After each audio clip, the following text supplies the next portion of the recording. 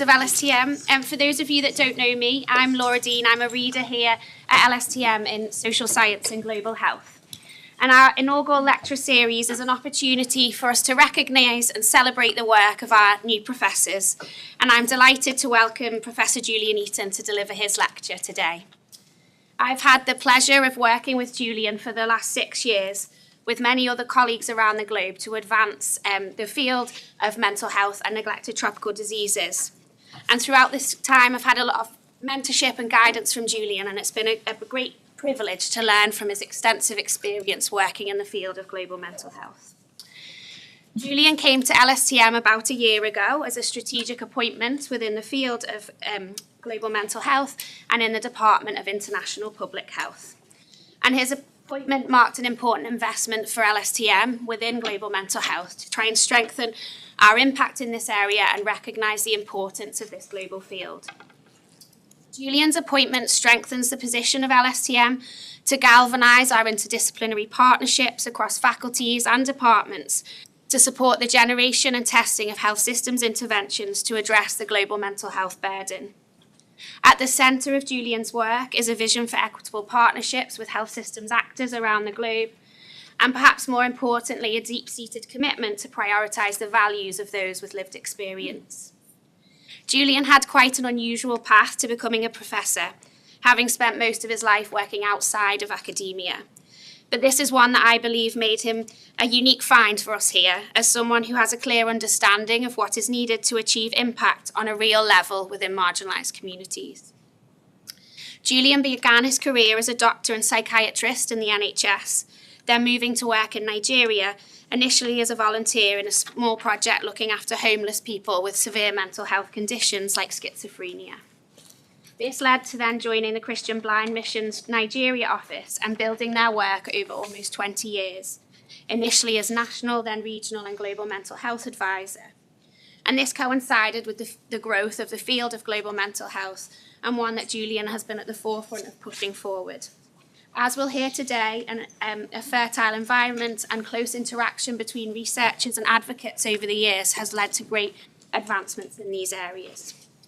About 10 years ago, Julian started his PhD at the London School of Hygiene and Tropical Medicine, initially in Togo, where he was living at the time, and then coming back to complete it.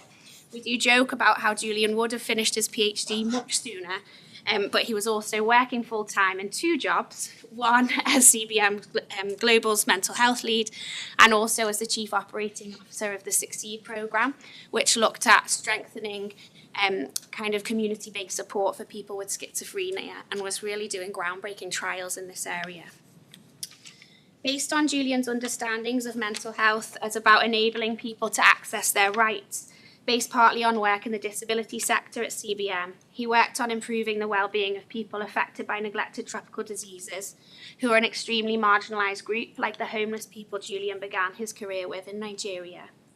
And this was his initial contact with us here at LSTM, through work on mental health stigma and NTDs with myself and David Molyneux.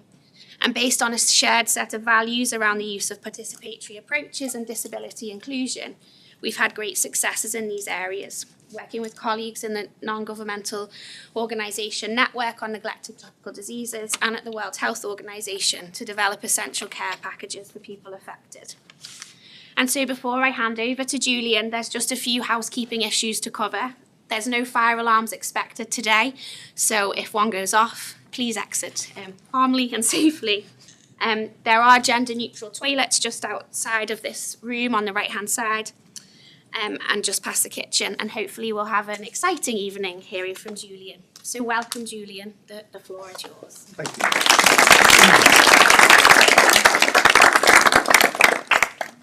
Thank you.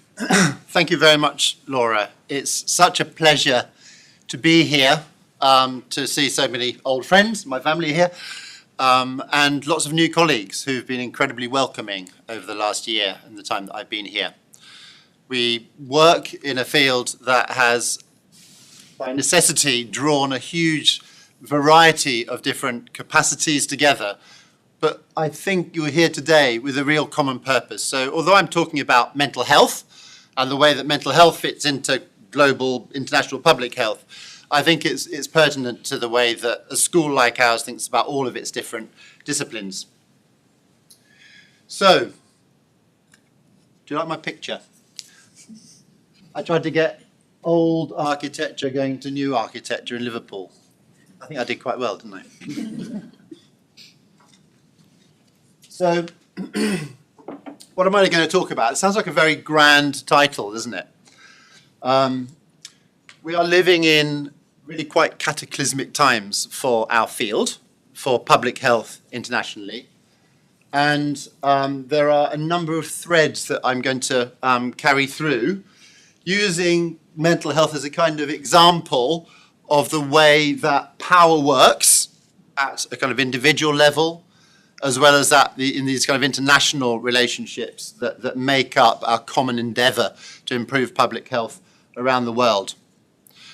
When I was 21, halfway through medical school, I took a year out to study sociology, which was a really great opportunity for me to maybe push back against some of the very kind of biomedical approaches that I was being taught in medicine, which is fine, because that's what it is.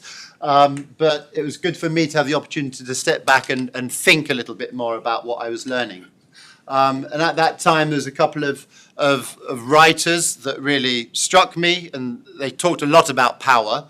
One of them was Michel Foucault, quite famously talked about a history of mental health and how people were thought of very differently at different times in history. And then Frantz Fanon, who was actually came from West Indies, but ended up living in North Africa as a psychiatrist, but thinking a lot about the impact of colonialization on the mental well-being of whole populations. So that was a real important introduction to me to thinking about how power works at those different kinds of levels and the way we relate as health practitioners with people who have mental health problems. Then, when I had qualified as a psychiatrist, I knew I wanted to work in international development, and I went to live in Nigeria. And this is a photo that was taken a few days after we arrived in this small community in the south east of Nigeria, where a family brought their relative who had schizophrenia, and he was chained up, and he'd been chained up for a very long time. And the first thing we did was to saw off the shackles that he'd been wearing for a very long time. You can see how it's affected his skin there. And that, for me, kind of cemented a sense of the purpose that we had being there. It seemed very simple, and it's obviously much more complicated than that, but it was a part of the process of reimagining how we might engage with people who've traditionally been so undervalued in our society. And then this is a stained glass image on the corridor and the stairwell walking up to my office here. And it's the kind of original emblem for the Liverpool School of Tropical Medicine. And it is a ship in full sail. This comes from the website, if I remember it right. A ship in full sail with an endeavour to go to other lands. The sun is rising in the background because it's an exciting new adventure and an ambition to have impact. And there's this rather creepy eye, single eye right in the middle of it. And that's a Greek symbol of healing, apparently.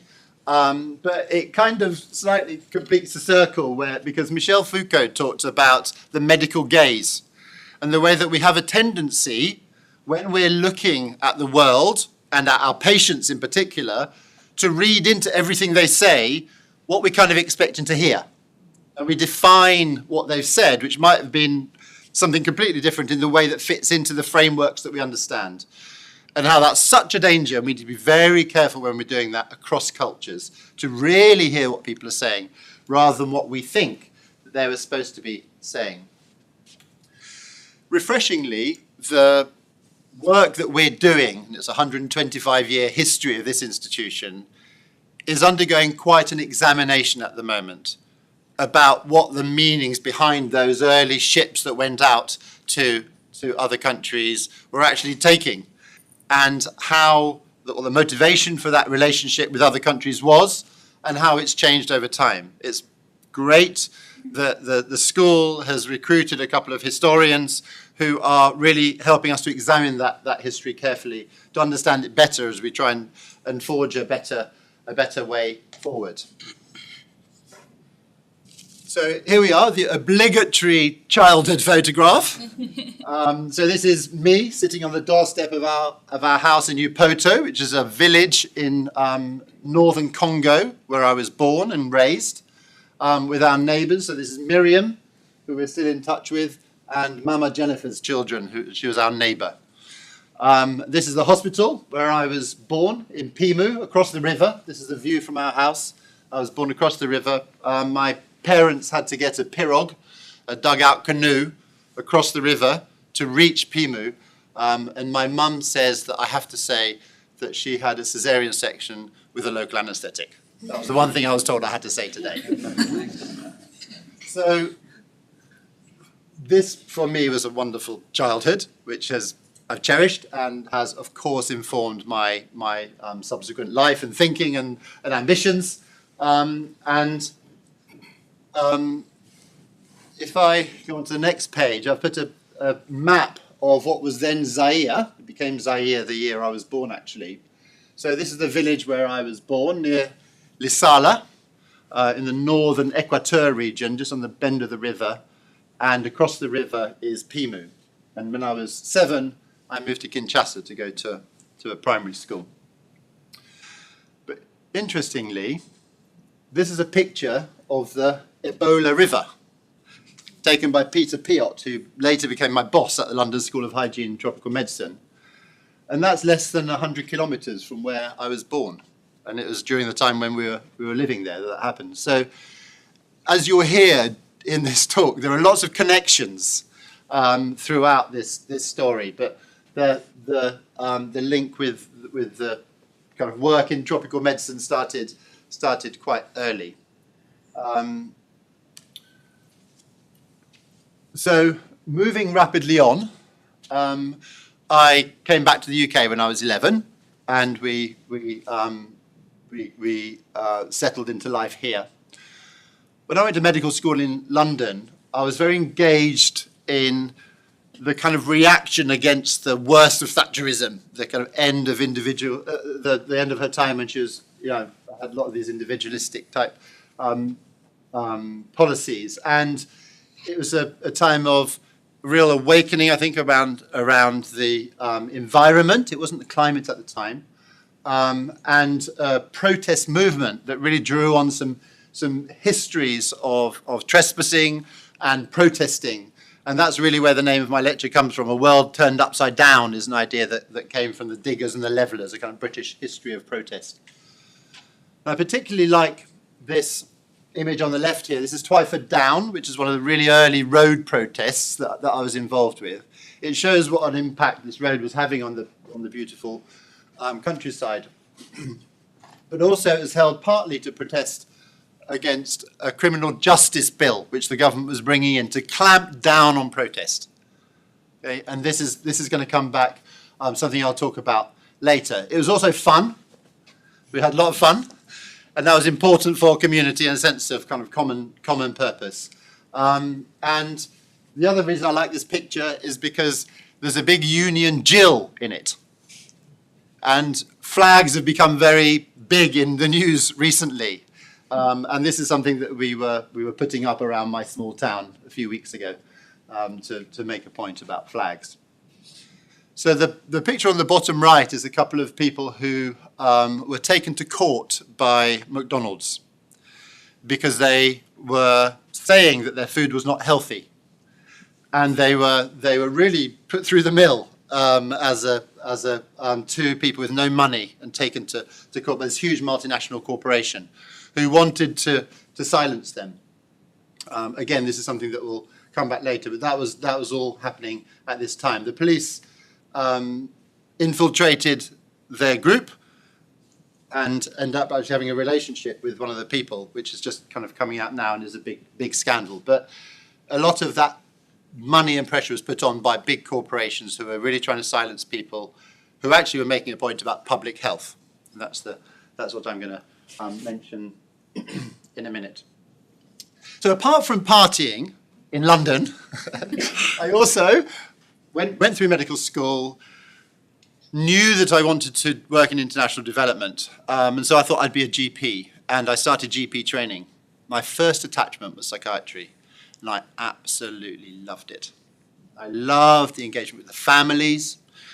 It was intellectually really stimulating, the kind of social ideas that are out, come through psychiatry really strongly, and philosophical ideas, but also the science, and it's an area which I immediately loved and knew I wanted to do.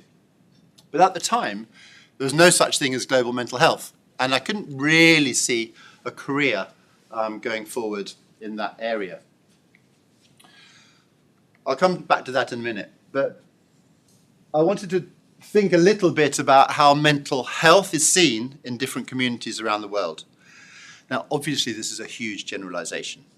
It's impossible to think about every different culture, but I think the one thing that can draw together the way that people whose behavior is not socially unacceptable or changes very rapidly, in some cases people might see it as threatening, has always been met on the one hand with compassion and an attempt at care and healing and support, especially by their families who love them, of course, but also by medical professions or traditional healers or imams or priests. This is a very early asylum, essentially, a place where people could go to seek solace in Damascus, and in very common with what was then thought through by actually Quakers in Britain in the 18th century. Again, a beautiful place, lots of asylums in Britain built in very beautiful outside spaces with plenty of green and fresh air. And that was called moral treatment as a way of trying to help people to recover, of course, in the context of not having any effective medications at all. So that's the best of it. But what tends to also happen, and you find very similar things in many cultures, but what tends to also happen is that coercion often comes in. And you have the worst of it, where there's a sense of putting people out of society because they're trouble, because they cause trouble. People don't know what to do with them.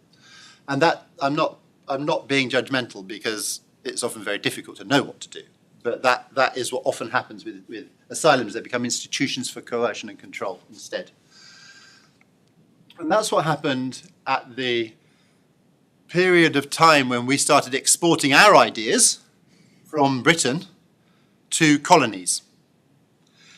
And this is actually the first such asylum in West Africa, and a whole string of asylums, like this one's called a lunatic asylum in Sierra Leone, were built within about 10 or 15 years along the west coast of Africa, because a decision was taken in the Home Office, or the Colonial Office, actually, in this country. And the Sierra Leone Psychiatric Hospital is still there. It's now a modern institution, rebuilt by the Islamic Development Bank about 15 years ago, and it's very beautiful. But it's not just the architecture that we exported when we built these asylums. We exported the whole systems of how people thought about mental health and how people should be treated.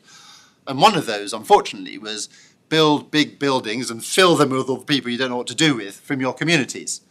And often that was significantly worse than what was happening already in countries. And it came with that overlay of, we know better than you do about how to do these things, so this is what you should do. And of course, there's a legacy. It is still the case now that in most countries where we're working, especially those that are colonized, which is a very large proportion, almost all the mental health budget is still spent on the big central psychiatric hospitals in the capital cities. Now, most of them are no longer horrible institutions where everyone's chained up, although some of them are. In many cases, they're now acute psychiatric hospitals with busy outpatients departments and lots of professionals doing good work. But there's still no money being spent on decentralized services in the communities where people actually live and where they'd benefit more from that kind of good care. So traditional medicine is still what's used in many countries in the world, and it happens in parallel with these systems that were brought in. People continue to use traditional systems for healing. So in Sierra Leone, the Lunacy Act of 1902, which is the colonial Lunacy Act, is just being repealed and replaced with a much better one now. And in Nigeria, similarly, the Lunacy Ordinance was replaced not that long ago. So that legacy has continued right up till now. And of course, it's high time it changed. So Polly's in the front row here, moved out to Nigeria because, as I said, there was no real career path I could follow. I couldn't do a master's in global mental health at that time.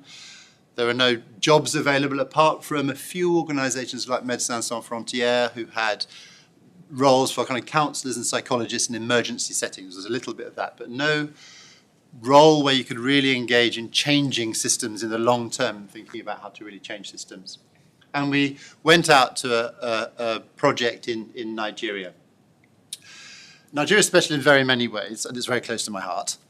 But one of the things that Nigeria had was a very insightful leader at that time in mental health. One of the first psychiatrists in Nigeria was Thomas Adeoye Lambo, who decided to do something different from what he'd inherited in the big psychiatric hospital he was supposed to be running in Abeokuta in southwest Nigeria. And he organized a system that was much more and very deliberately African in the way he thought about it. So he had many, many people being sent to his hospital. He asked all the villages around if they would host them.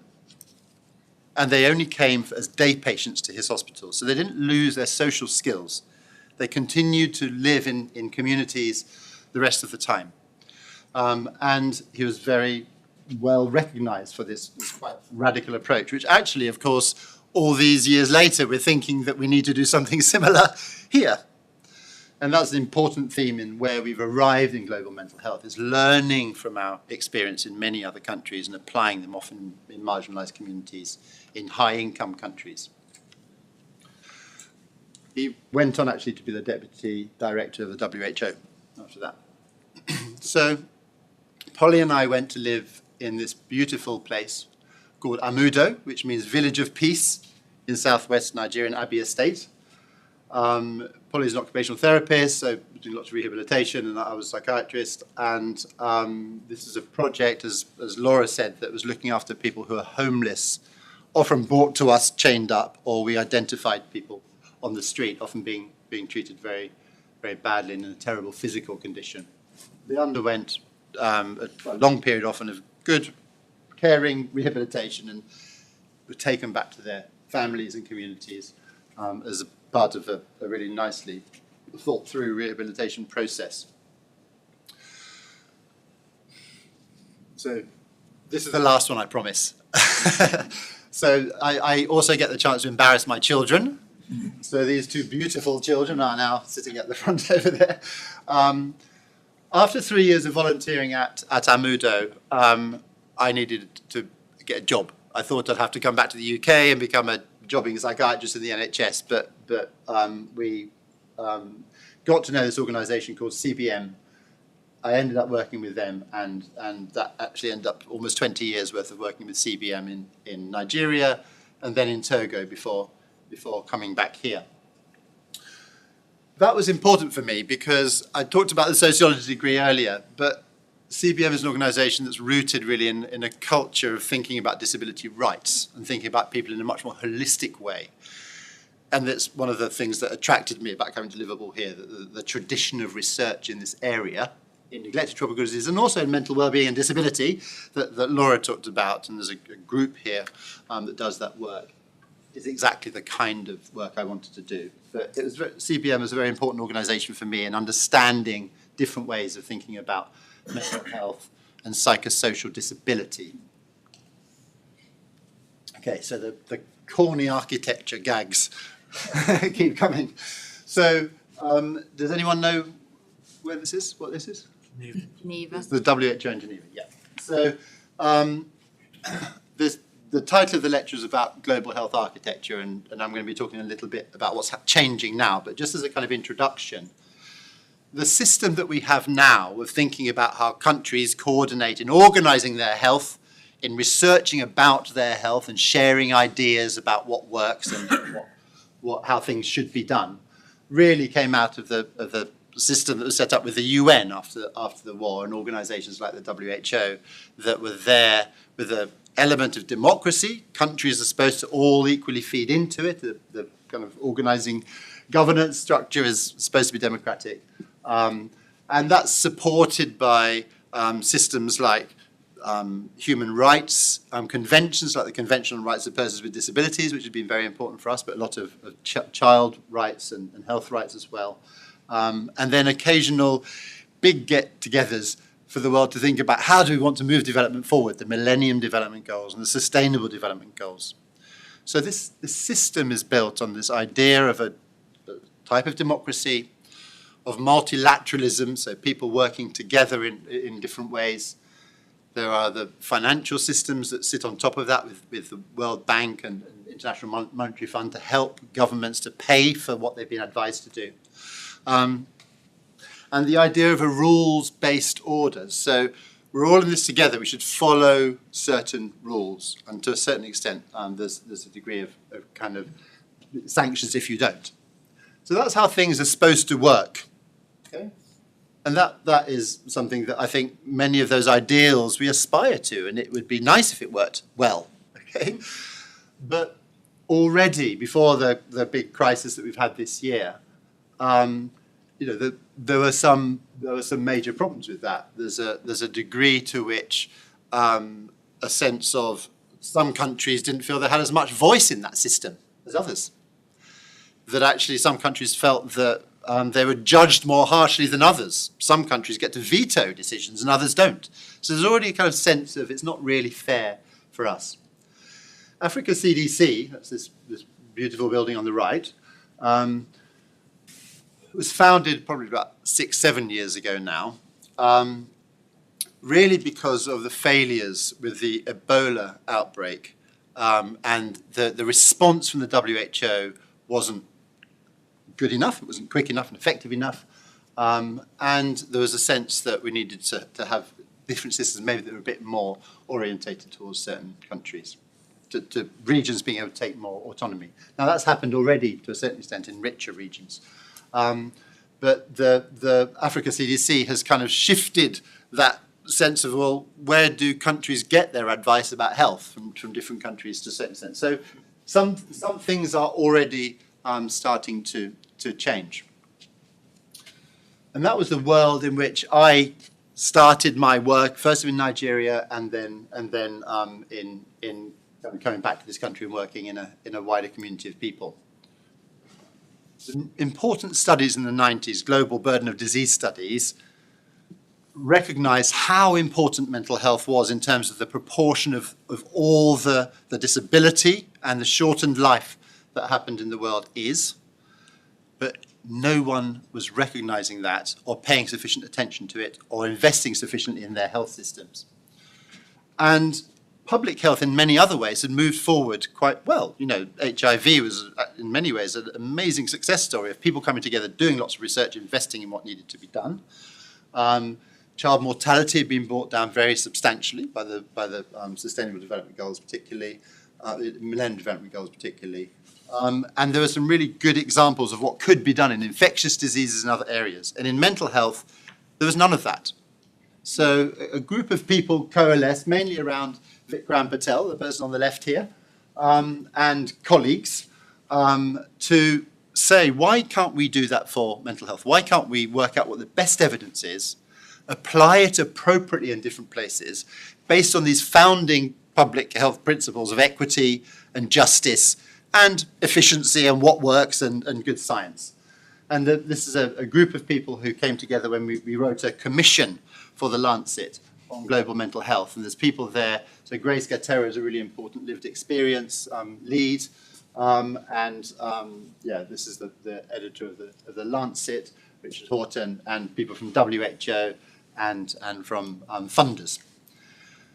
It was a very exciting time, and I'm just incredibly lucky to have landed in the middle of this when it was happening, honestly, and have been involved in this world of working out the science and what works in different places. But at the moment, only a tiny proportion of people who have even quite disabling mental conditions in the world access the care they need. And a tiny proportion of global funds are allocated to addressing their needs. And that's what we fundamentally wanted to change. Right at the core of our field is this question of culture and context. Can you even have a global field in an area like mental health in the way that you can with maybe more biological diseases? That was the big question. Most of the people who've been interested in international mental health prior to this new application of public health ideas were anthropologists, people who were interested in transcultural ideas, and it was more of an observation and an interesting discussion. And there was, very fertile literature around it and very, very interesting work being done, but less of a urgency about doing something to change how it was. And I think fundamentally that was the first main case that we had to make was, yes, there is enough similar in different countries if we're very thoughtful and careful about culture to be able to make a big difference to lots of people's lives. So Wole Soyinka is Nigeria's Nobel laureate, and he has this great quote, which is, if you're really going to get the best out of a meal, to get the snail, you need to dip your hand right to the bottom of the pot.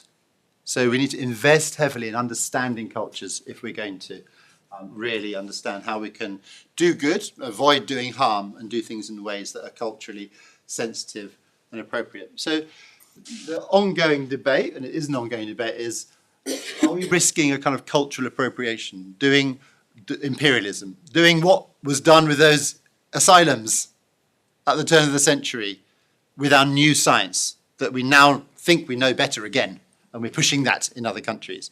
That's constantly what we're having to think about. I think it's true of all of our fields, actually, but I think in mental health it's particularly sensitive, and I think we are trying to be very careful about it. So I want to take you through quickly the areas of research that I work in, and then end with some ideas about how we might think about going forwards slightly differently. So first of all, when this global mental health field set up, one of the first things we did was to sit and say, well, what do we need? What are the biggest challenges? What do we need to do?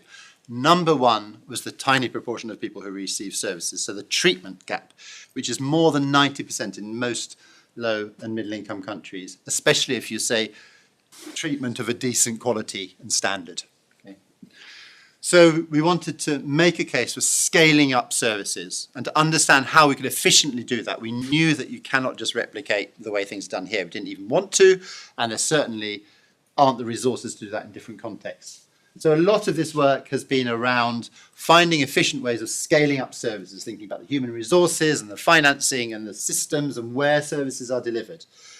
Guided in large part by the WHO, which has been a fantastic partner in all of this work.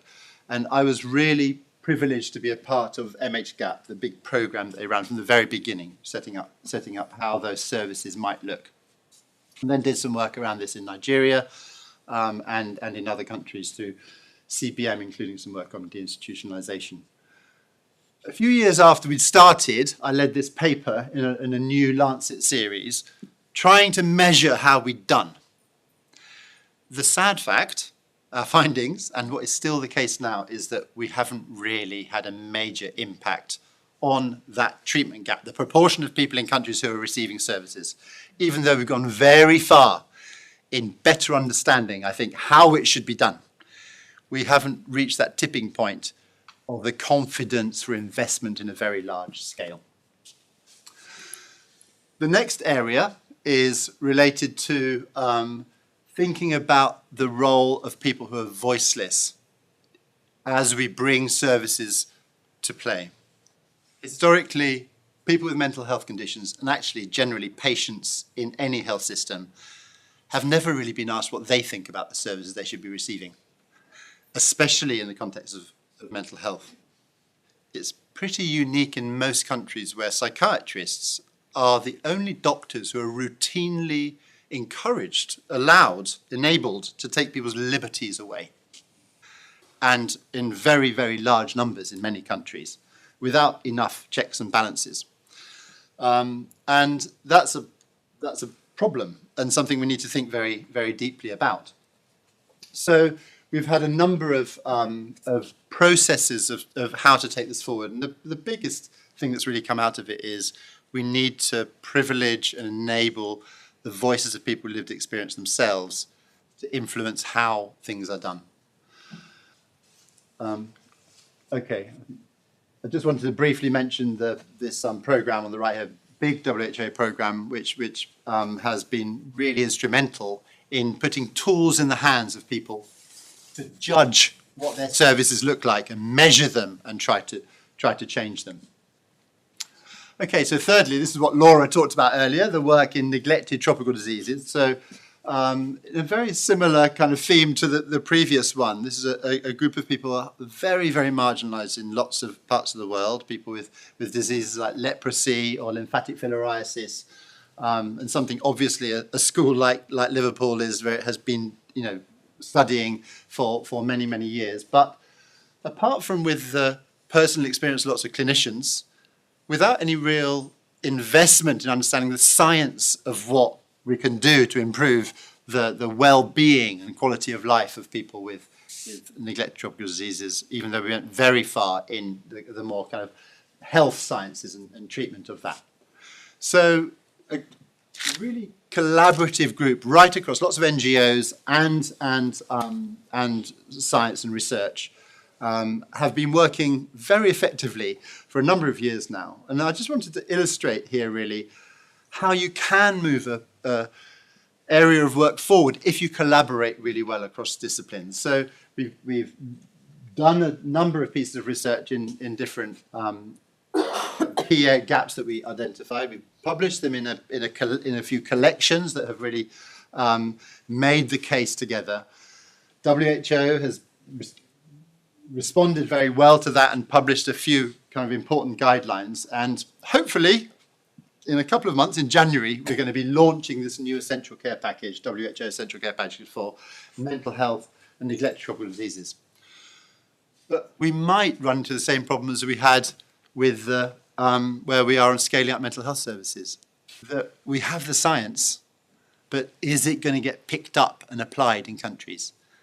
And that's where we are. We need to be good at communicating our science and how to make an impact.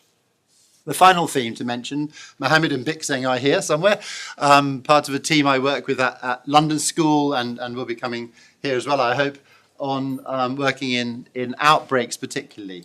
How do we make sure that we do a better job of looking at the well-being of people who are affected by outbreaks? I worked a lot in Sierra Leone during the Ebola outbreak in 2014-2015, and we put some of these guidance together, and then actually we translated it into French, and we're using it again in the Congo much more recently. And some of that work has also been around making sure excluded people in humanitarian crises can participate in and benefit from the mental well-being work we do in those crises. Okay, so now to the story of where this global health architecture is going in this cataclysmic year we've been living through. So Atul Gawande at the time was the person who was overseeing health at USAID. When this memo here, which you can't read very well, but it comes from the Secretary of State in Washington, D.C., saying, stop everything for USAID. We're going to spend 85 days thinking about whether or not the work we do is effective and then review whether or not we should invest in this. His quote here is very powerful. He talks about how it was more than just a cutting of funds. It felt much more brutal than that. Good things, effective things that were being done were stopped immediately, and it was very, very negatively impactful. I want to get the numbers right, but there's a assessment ongoing about how many people have been affected in different ways, and it's estimated that that even in 6 months when this work was done, probably at least 80,000 people there were that these cuts contributed to their deaths. This is just in relation to HIV and AIDS. It's very, very dramatic. And the UK halved its international development budget, as did many other European countries. So a real shift in that consensus I was talking about earlier, particularly, of course, when a very key country makes that decision. But what surprised me was, despite the disaster that was for thousands of people losing their jobs, we ceased to be as good at being able to carry out surveillance for early identification of outbreaks. Lots of people working in frontline public health lost their jobs. Jean Kaseya, who's the Director General of Africa CDC, quite quickly said, this is our opportunity to do things differently. And I think it's very important that we carry those two things together. It's not saying it's okay what happened. It's not okay. It shouldn't have happened so brutally. Of course, it's up to people who are giving money generously to decide how they give their money. But it didn't have to be done in that way.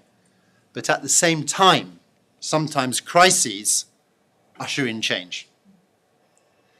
So John Mahama, who's the president of Ghana, has really led a process which was called the Accra Reset because of a meeting he held in Accra in August 2025, to think about new ways of conceiving of a future international relationship and a future global structure for how public health is done. Of course, financing is a big part of that, but it's not the only part of that. It includes our relationship as a research institute with people doing research in other places. So he talked about, as an old model collapses, we need to be the people who are coming up with the ideas. He's talking about Africa, but there's also a wider group who are thinking about much more broadly globally. So I came to LSTM just approaching a year ago, and actually, although this is a strategic appointment to kind of put mental health as a named entity, there's lots of people doing mental health and wellbeing work. Of course there was. I had the real pleasure of sitting with Jeff Gill and Meg Parks to talk about the oldest research project, ongoing research project anyway, at LSTM, which was the receipt of a lot of Far East prisoners of war back to Liverpool after the Second World War, and the way that they were treated very much had mental health at the heart of it. And this psychiatrist, he was a local psychiatrist, Kamaluddin Khan, was really instrumental in apparently providing very compassionate and thoughtful care to them. Of course, there's also lots of groups of people working here in health systems, in menstrual health, in TB, certainly in disability and NTDs, who've incorporated mental health and well-being already in their work. And I'm really looking forward to working more with them. More recently, I mentioned earlier, I think David's here actually, we've having this thinking a little bit about our colonial past, and I'm really hoping that we can have a little bit of a think about whether there's mental health components to that, and exploring how we might take into account those histories in the way we go forward with our field as well.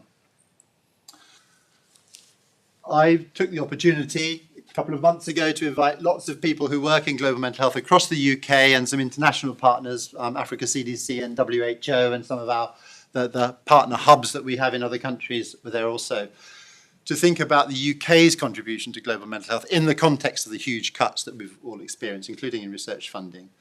And really looking forward to using some of the partnership principles that LSTM has been thinking about over the last years to have a different way of engaging in moving forward and how we do things here. I have the advantage that I am not part of a team of 40 people who I'm stressed about trying to keep in jobs. You know, we have an opportunity to do things in a slightly different way.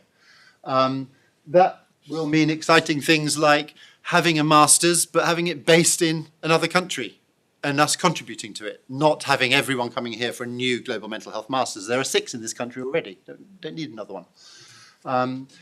It means some painful decisions probably about more often being part of consortiums where the lead is from a Global South institution, not assuming that a UK institution should be the administrator, coordinator, lead of of a project that is largely being done in other countries. So there will be some difficult decisions, but also it's an exciting opportunity to do things differently and think about things differently. And I'm very pleased to be in an institution that's thought very deeply about those things already. Okay, so I'm probably massively out of time, but I want to go through some ideas of how we might envision a different future with the world turned upside down.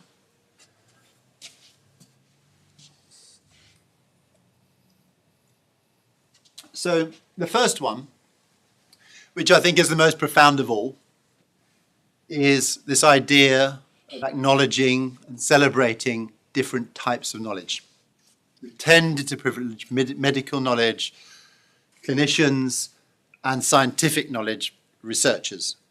Now, there's nothing wrong with that, but it's tended to be the case. It sounds bizarre when you say it, that the people who know a lot about their own situation have not really had the adequate opportunity to contribute to these discussions, okay? And that's what really needs to change. And I'm pleased to say we're definitely moving in that direction. You know, at the Wellcome Trust now, every research proposal that is submitted is reviewed by people with lived experience with a lens of whether or not they have contributed to that proposal development. And that's really great. Laura mentioned Succeed. This is the program I was working on for 5 years before I came here, thinking about how people with very severe mental illnesses in their communities could receive support from the kinds of structures that were available in their communities, some traditional, but also local clinics. And this is a team that I was working with on that, and an integral part of the whole way it was done was we had peer researchers, so some of our researchers were people with lived experience, and in the intervention model, peer support. So the kind of support that someone who's been through a journey already of a mental health problem can provide to someone who's just coming at an earlier stage in that process. And it's powerful, and we haven't historically recognized the importance of that kind of peer support. And groups of people affected by all sorts of different health conditions, actually, but in our case, mental health conditions, have become a really important way of delivering livelihoods projects and all sorts of other ways that people have their lives really changed because of recognizing that unique voice.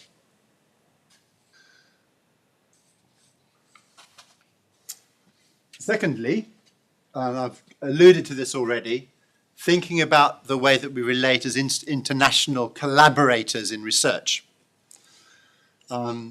This is the slightly creepy eye I talked about earlier. I think the shift to our new sales going forward maintains that sense of ambition that we want to have an impact on the world, we want to change things. But I think it's been 125 years of learning, and it's great to see the kinds of ideas that are coming forward about new partnerships and collaboration. And there's some work. This is a colleague of mine in Ethiopia, Ababa Avocado, and there's quite a lot of active thinking about what collaboration and partnership means. This is based on Amartya Sen's capability ideas, but there's a lot of good thinking about this, and we love a nice framework, don't we? Especially if it goes in a big circle and reinforces itself. But fundamentally, it comes down to human values of trust and of respect and of mutual appreciation of what we can bring to collaborations. That's the fundamentals of it. Thirdly, we live in a world where, certainly for mental health, the environment in which people live is such an important part of their well-being. We've always liked to think within the medical profession and within people who work in public health that we have solutions, but actually the world in which people live has a huge impact on their mental well-being. We know that. And increasingly, that world is defined by commerce and people making profits out of products that are quite bad for public health. We have always been, as a public health community, very bad at conveying what we know about, let's say, the impact of smoking on health, or of alcohol on health, or of climate change on health, in a timely way that saves the millions of lives or improves lives in a way they could. Usually there's a 20, 30, sometimes 40-year lag from when pretty incontrovertible, very good evidence exists that you can't deny before it starts filtering through into policy and in restricting the activities of companies.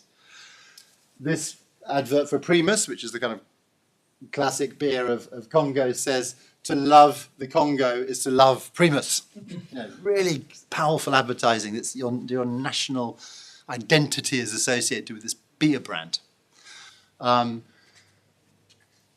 scandal, of course, is that it takes even longer for us to be able to have an impact on the types of policies that exist to protect people's public health in poor countries, because systems of managing public health, systems of restricting advertising, for example, often the governance isn't so strong on them, and people suffer for longer and are subject to greater abuse from these forces than they need to be. I have put Instagram here just because in the area of mental health, these of course are mental health, these are about addiction. These, the whole world of social media is a huge experiment that's being held on us.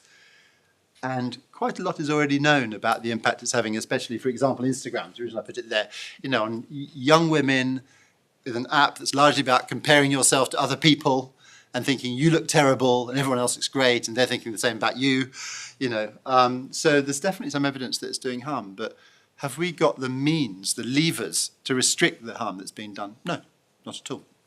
And this has been the case with these others as well. So we need to be better at controlling these. And this idea of commercial determinants of health, I think, is a really powerful idea. There's a fantastic commission last year about it, and I think it's worth understanding how we can be better at that kind of political side of the work we do.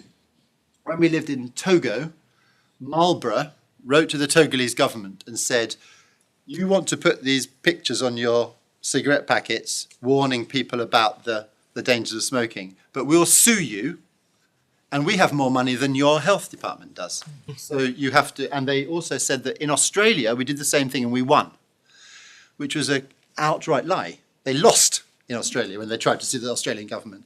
But this is what especially small and not wealthy governments have to put up with in terms of the power of these big companies. Of course, Shell in Nigeria and Ken Saro-Wiwa, there's often this collusion between government and the police, for example, and these big companies. I gave the example earlier of the people who are standing up to McDonald's in this country, and they were spied on by ex-police officers paid by McDonald's who had access to police information, which they used.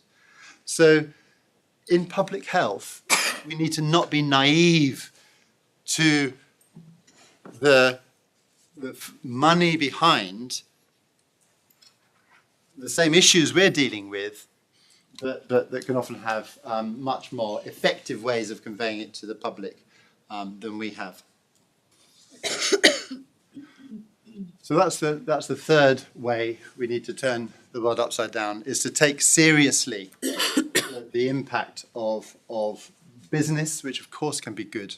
I'm not suggesting business is evil at all, but to recognise, to be really crystal clear about the negative impacts of certain types of industry, and being very clear about what needs to be done. And obviously, the biggest of those, the biggest threat to our public health is the impact that our lives and business is having on our planet and climate change. So the final reset is around changing the way we relate to our planet. We have used up the resources of the planet much more quickly than it's being replenished, and we're continuing to do that at an accelerating rate. The Lancet Commission on Commercial Determinants, which I talked about earlier, was followed quite recently, just a couple of weeks ago, by a commission on a countdown that keeps an eye on where we are on public health science and the climate. And most of the promises made by governments 5-10 years ago are now being abandoned. Many governments are going backwards in terms of political support for our most important issue in public health. In the small community where Polly and I lived in Nigeria when we first arrived, every day we used to see these lorries driving up the roads full of logs that were being taken out of the forest. And of course, people were paid to let their logs go. But the long-term impact on those communities who really rely on everything the forest can provide wasn't really part of that calculation. It goes beyond that. There's an idea in the kind of emerging science of mental health and climate change called solastalgia, which is the idea of how you feel when your traditional relationship with the environment around you is suddenly changed, is ripped away from you. And that's happening with lots of indigenous communities in forests or in very cold parts of the world, or people who live on the edge of deserts. Our emotions are closely related to the environment around us, and that's being increasingly well recognized. We have a real issue of pollution affecting children's brains in a way that we don't really know what the long-term impact's going to be, but the evidence is getting much stronger in that as well. So we need to be standing up for our planet with our science and our voices to try to do that. So going right back to where we started, the UK is one of the most hostile places to be a climate protester. You're much more likely to be arrested here, and you're more likely to go to prison than in many other countries. Brazil is a very dangerous place to be a protester as well, and in fact they have a very high number of people who are killed for trying to protect the forest. But in this country, there are many doctors included among the people who are involved in protesting about climate and who've ended up in prison because of it. And we need to change that. We need to have a situation where the science, which is incontrovertible, is what drives government direction, not squashing that science in the name of growth and other priorities. So that's where I'm finishing. Sorry, it's a bit negative. We have the opportunity to turn things around. I think we've had some great wins in public health, but we're also going through, I think, a really fundamentally challenging time. We're going to have to deal with fewer resources for our research. All of us are talking about how we haven't got any money anymore to do anything. But I do think that's also a creative time. And it's particularly a creative time when we need to let go of some of the historical relationships we've had in a global endeavour. Thank you.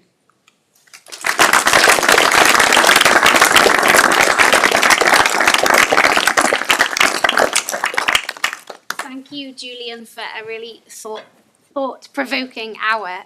We've got about 5-10 minutes for some questions. If you have a question in the room, raise your hand. Someone will arrive at you with a microphone, I believe. And if you have questions online, if you pop them in the chat, somebody is monitoring that. So, yeah, over to yourselves. I think Fuad has a question and Charlotte and one here as well. Feel free to sit or stand, whatever you want. disappear behind the front row. You hear me? Yeah. Yeah. You hear me?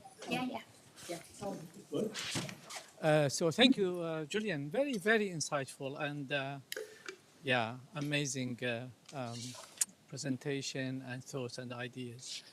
I have two short comments, if you allow me, and one short question. The one eye symbol, it's not a very creepy one actually because it's a symbol in many, many cultures.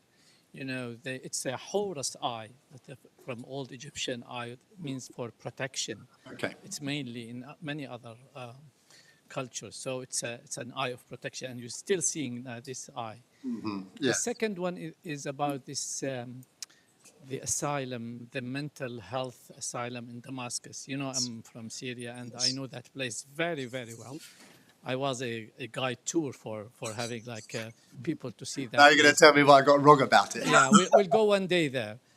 So and interesting that this one is back to 11th and 12th century, where they treated people with the have to be three quick, elements Fuad. at that time: You have to go quickly. water, music, and light. Yes. So it's very interesting experience by itself. My question is about the issue of this balance between in theme 2, you mentioned about power, human rights, and for me, how you think this, universally recognized principles, human rights principle, could be sometimes in a conflict with the cultural sensitive issues. Yes. And that actually happened in many, many cases and places where I visited. So this is an issue to how to consider that Sure. in your research. Thank you. Thank you, Fuad. We'll take a couple of questions together and then and some responses just in the interests of time. Yeah. Hi there, Charlotte Hemingway. I'd love to hear if you've had any experiences or views on using creative methods to enable patient voice. So we're thinking theatre, storytelling, creative writing, that kind of thing. And then the last question.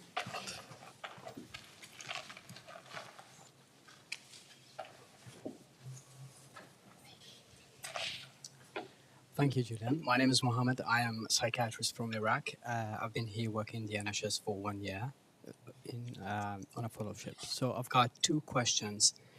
I've got 10 years of experience working with the MSF, with the WHO back home, because it's a post-conflict area. One of the major challenges we had back home is, as a humanitarian worker, as a mental health advocate, how we can approach the politicians, the policymakers, the authorities that... whether we agree or not is very part of the problem. The second thing is how to prioritize the needs for an area of like Middle East, a very complex area. And I know there are some kind of guidelines, but we find it very difficult to pinpoint what's the priority, what's doable, what's applicable, and with the available resources that we can tackle that. Thank you.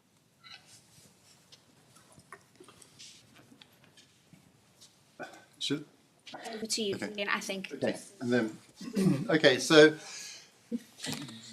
I mean, you've asked me questions that are impossible to answer in 5 minutes, particularly Fuad's one. I mean, I talked about the way that the UN and those kind of global governance systems were set up with very high-minded principles around equity, but there's always a slight suspicion that they're actually quite Western. Human rights is a classic example of that. That fundamentally, I think, across cultures, you will see the same principles of inherent value of people, protecting vulnerable people. It's not just about most powerful people getting their way all the time, but language of the way human rights has often been brought to countries hasn't necessarily been very sensitive and not listening to people in those countries. So that has often been a problem, I think.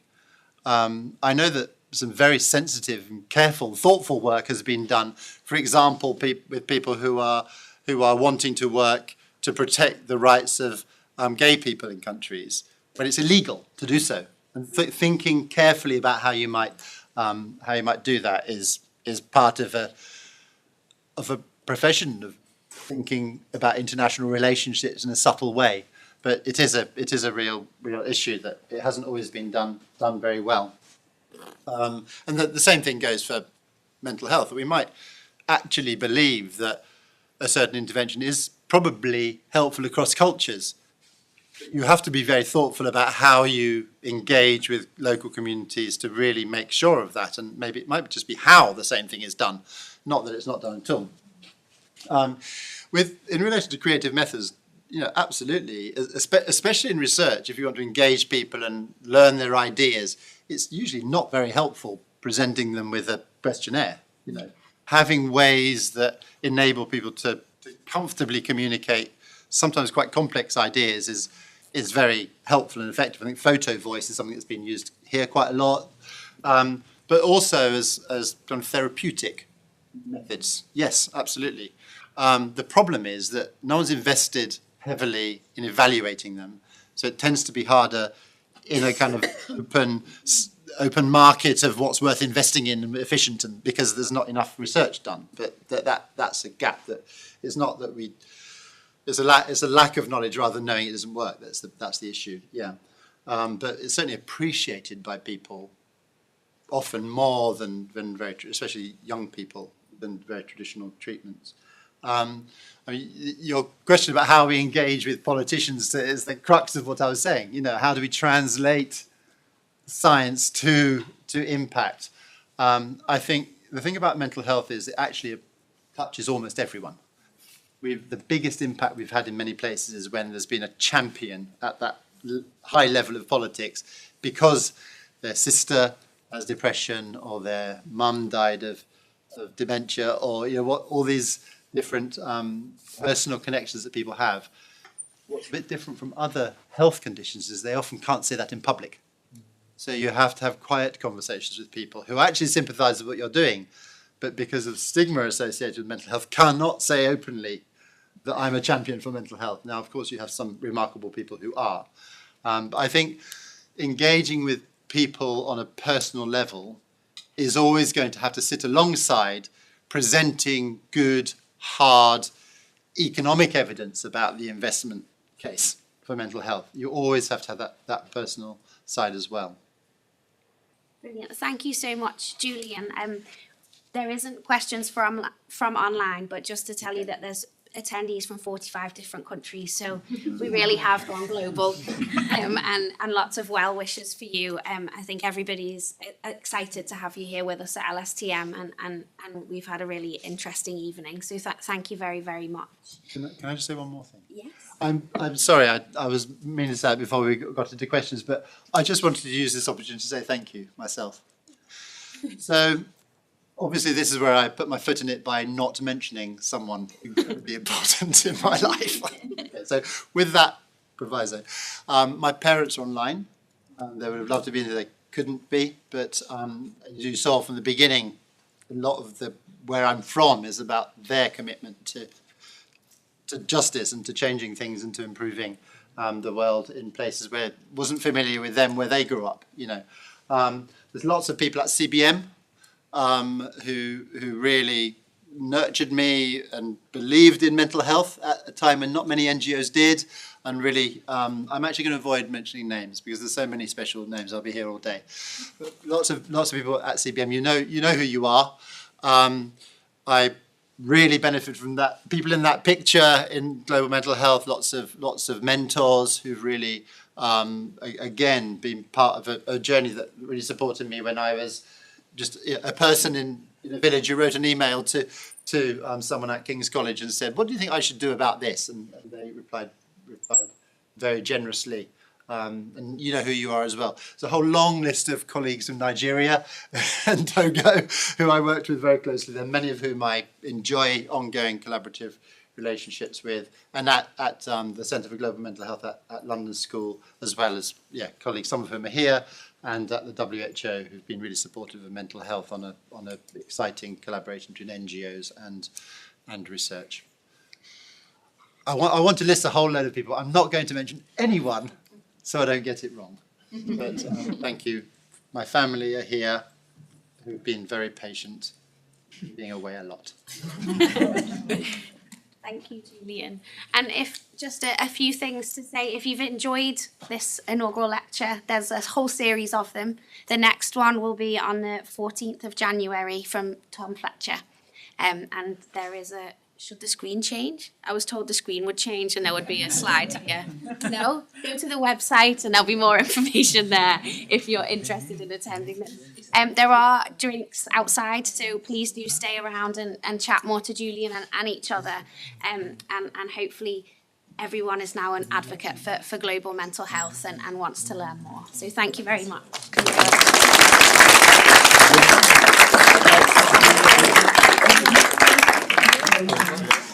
Nice are British.